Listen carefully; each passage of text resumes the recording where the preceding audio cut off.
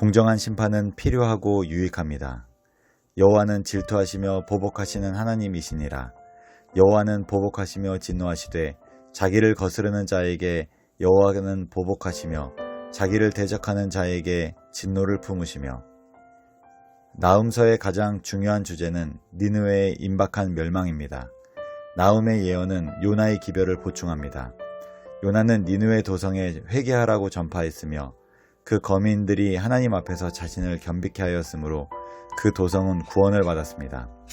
그러나 다시금 니느웨는 죄악에 빠졌으며 그 도성이 멸망하리라는 하나님의 선고를 예언하는 것이 나훔의 무거운 과제였습니다. 니느웨의 자만함과 잔인성과 우상숭배의 정도는 극에 달했습니다. 니느웨가 회개함으로 하나님 무시하기를 끝내지 않는다면 그 나라의 멸망을 통해서라도 끝이 나야만 했습니다. 나훔의 예언은 결국 그 제국의 수도 자체가 멸망할 것임을 보여줍니다. 그런데 하나님께서는 죄인의 특징인 복수심에 의해 심판하시는 것이 아닙니다. 의를 유지하고 그것을 반대하는 자들을 징벌하려는 거룩한 소망에 의해 심판하시는 것입니다. 질투라는 단어는 시내산에서 계시하신 하나님께서 처음으로 사용하셨고 하나님에 대해서만 쓰입니다. 이는 하나님과 백성의 언약 관계를 전제합니다. 이스라엘에게 불신앙이나 외부의 위협이 있을 때 언약 관계를 회복시키기 위한 조치로 하나님의 질투와 속성이 나타나는 것입니다. 또한 보복이라는 단어는 법과 도덕을 범하면서도 회개하지 않는 자들에게 그에 상응하는 심판을 시행한다는 의미를 가지고 있습니다.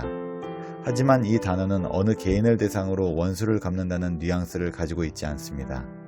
대개의 경우 어느 집단이나 백성을 향한 심판을 가리키며 언약을 배경으로 사용합니다. 즉 이스라엘은 하나님의 언약 백성이기 때문에 하나님께서 이스라엘 백성을 위해 니느웨를 멸망시키신다는 의미입니다. 저와 여러분은 하나님의 심판에 대하여 어떤 마음을 가지고 있나요? 우리에게 필요하고 유익하기 때문에 성실히 심판에 임하거나 간절히 기다리고 있나요?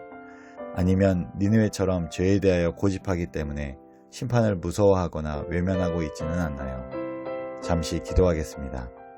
하나님, 주님의 공정한 심판에 성실하게 임하겠습니다. 끊임없이 교훈하시고 깨우쳐 주시는 말씀과 성령의 음성에 귀를 기울이겠습니다. 주님의 공정한 심판을 두려워함으로 간절히 기다리겠습니다. 저의 마음과 행동을 주님께서 원하시는 대로 변화시켜 주옵소서. 예수님의 이름으로 기도합니다.